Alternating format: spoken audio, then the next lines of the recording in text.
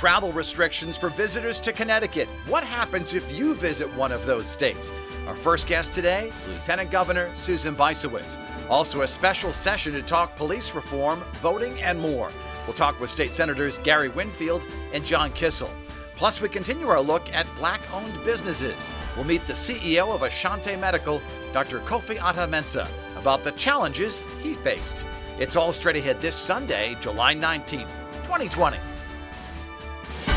From Eyewitness News, Connecticut's most watched local political program, this is Face the State.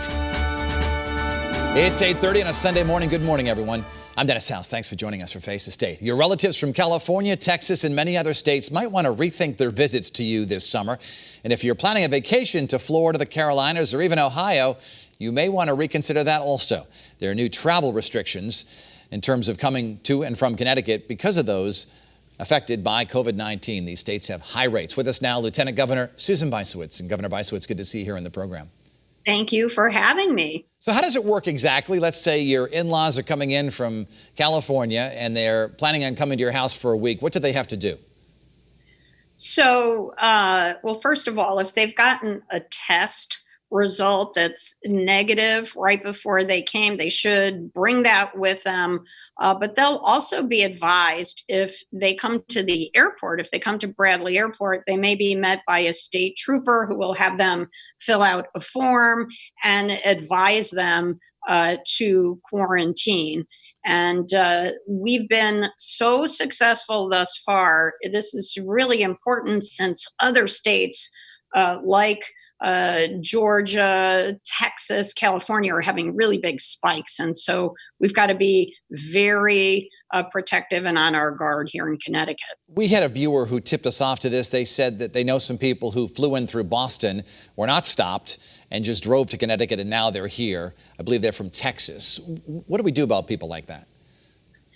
So we ask people who come in from other states who are driving in to wear masks, to do the same quarantine protocols that we're asking those that come through our airports go through as well, because it is that those social distancing and those quarantine measures that have kept our state safe.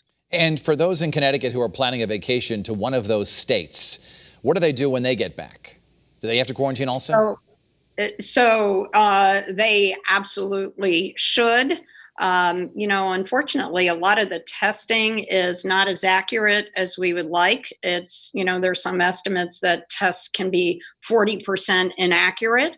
So that kind of quarantining is helpful once you get back. But let me just throw in a suggestion for people who do want to go on vacation. We have so many wonderful attractions to see right here in Connecticut.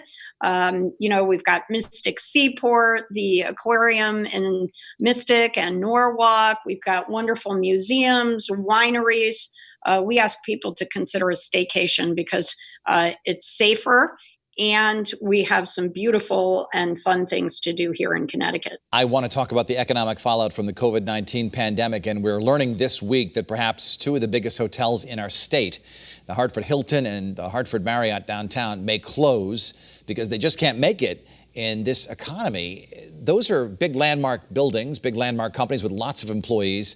What kind of message does that send to other merchants across the state? It is so disappointing. And I think hotels across the country are facing the same kinds of challenges because people just aren't engaging in the same kind of business and leisure travel that they were.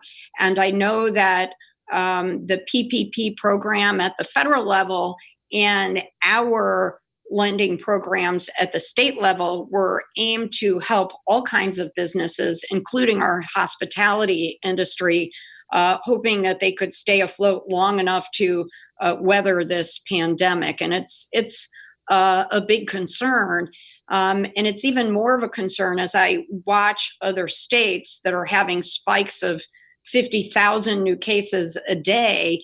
What does that mean for their economy? All of our economies are tied together. And if we want our economy to recover we have to keep people safe first and foremost. Public health is most important. On the flip side, there does appear to be some money coming into Connecticut from New Yorkers. 16,000 New Yorkers have left New York State, and they've moved to Connecticut since the pandemic began.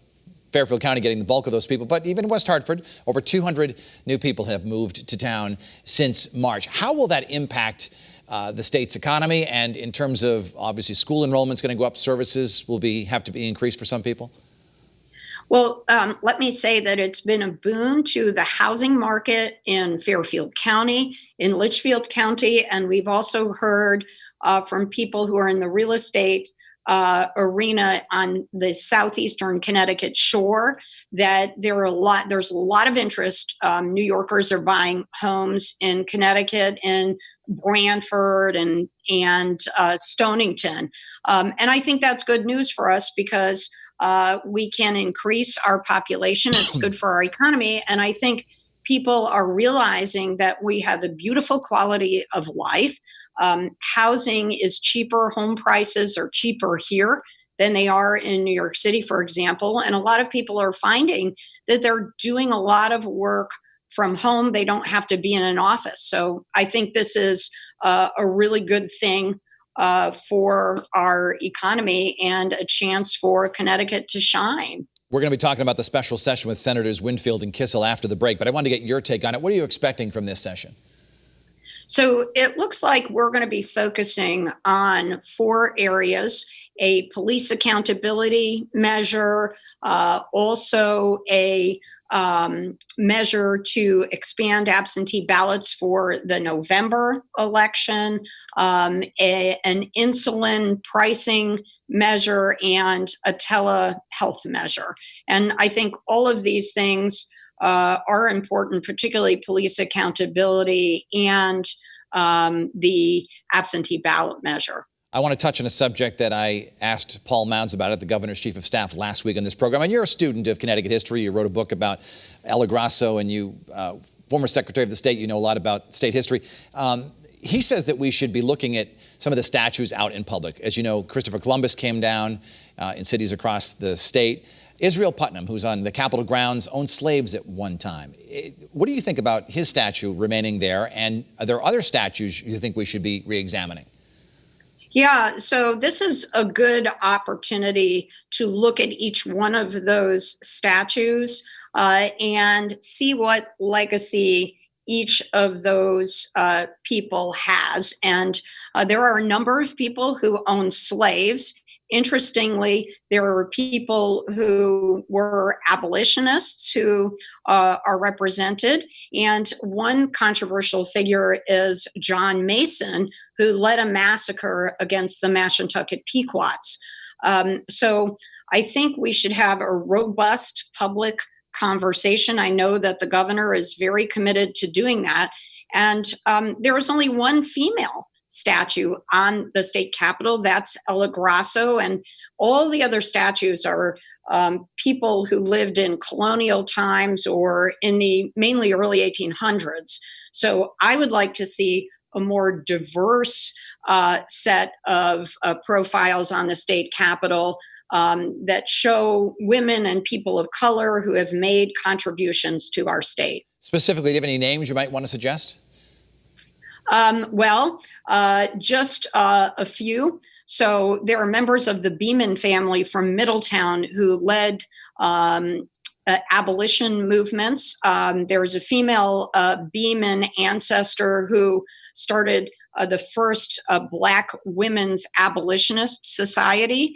Harriet Beecher Stowe, Prudence Crandall, Constance Baker Motley, the first Black woman federal judge appointed by Lyndon Baines Johnson, who was born in New Haven. I've got a lot of suggestions. And as a matter of fact, I think the Governor's Council on Women and Girls could make some wonderful suggestions. It's certainly going to be an interesting discussion. The Lieutenant Governor of our great state, Susan Bysiewicz, we thank you so much, Governor Bysiewicz, for joining us today. Thanks so much for having me.